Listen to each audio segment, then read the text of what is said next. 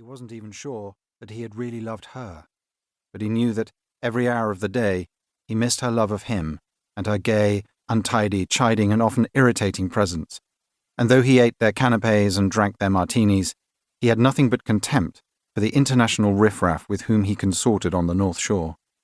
He could perhaps have made friends with the soldier elements, the gentlemen farmers inland, or the plantation owners on the coast, the professional men and the politicians, but that would mean regaining some serious purpose in life, which his sloth, his spiritual laxity, prevented, and cutting down on the bottle, which he was definitely unwilling to do. So Major Smythe was bored to death, and but for one factor in his life, he would long ago have swallowed the bottle of barbiturates he had easily acquired from a local doctor. The lifeline that kept him clinging to the edge of the cliff was a tenuous one. Heavy drinkers veer towards an exaggeration of their basic temperaments, the classic four: sanguine, phlegmatic, choleric, and melancholic. The sanguine drunk goes gay to the point of hysteria and idiocy. The phlegmatic sinks into a morass of sullen gloom. The choleric is the fighting drunk of the cartoonists, who spends much of his life in prison for smashing people and things, and the melancholic succumbs to self-pity, mawkishness, and tears. Major Smythe was a melancholic who had slid into a drooling fantasy woven around the birds and insects and fish that inhabited the 5 acres of wavelets. The name he had given his small villa is symptomatic. Its beach and the coral reef beyond. The fish were his particular favourites.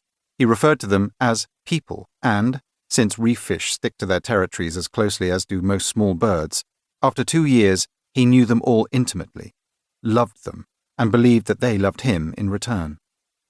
They certainly knew him, as the denizens of zoos know their keepers, because he was a daily and regular provider, scraping off algae and stirring up the sand and rocks for the bottom feeders, breaking up sea eggs and urchins for the small carnivores and bringing out scraps of offal for the larger ones. And now, as he swam slowly and heavily up and down the reef and through the channels that led out to deep water, his people swarmed around him fearlessly and expectantly, darting at the tip of the 3-pronged spear they knew only as a prodigal spoon, flirting right up to the glass of the Pirelli, and even, in the case of the fearless, pugnacious damsels, nipping softly at his feet and legs. Part of Major Smythe's mind took in all these brilliantly coloured little people, but today he had a job to do, and while he greeted them in unspoken words, "Morning, Beau Gregory," to the dark blue damsel sprinkled with bright blue spots, the jewel-fish that exactly resembles the starlit fashioning of a bottle of Worth's Vol de Nuit. "Sorry, not today, sweetheart," to a fluttering butterfly fish with false black eyes on its tail, and "You're too fat anyway, blue boy," to an indigo parrotfish that must have weighed a good 10 pounds. His eyes were searching for only one of his people, his only enemy on the reef, the only one he killed on sight: a scorpionfish. Scorpionfish inhabit most of the southern waters of the world, and the rascasse that is the foundation of bouillabaisse belongs to the family. The West Indian variety runs up to only about 12 inches long and perhaps a pound in weight. It is by far the ugliest fish in the sea, as if nature were giving warning. It is a mottled brownish-grey with a heavy, wedge-shaped, shaggy head. It has fleshy, pendulous eyebrows that droop over angry red eyes and a coloration and broken silhouette that are perfect camouflage on the reef. Though a small fish, its heavily toothed mouth is so wide that it can swallow whole most of the smaller reef fishes, but its supreme weapon lies in its erectile dorsal fins, the first few of which, acting on contact like hypodermic needles, are fed by poison glands containing enough tetrodotoxin to kill a man if they merely graze him in a vulnerable spot, in an artery, for instance, or over the heart or in the groin.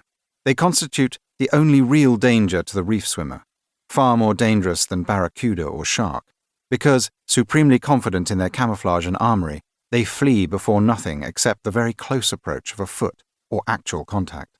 Then they flit only a few yards on wide and bizarrely striped pectorals and settle again watchfully, either on the sand, where they look like a lump of overgrown coral, or amongst the rocks and seaweed, where they virtually disappear. And Major Smythe was determined to find one, spear it, and give it to his octopus to see if it would take or spurn it, see if one of the ocean's great predators would recognize the deadliness of another.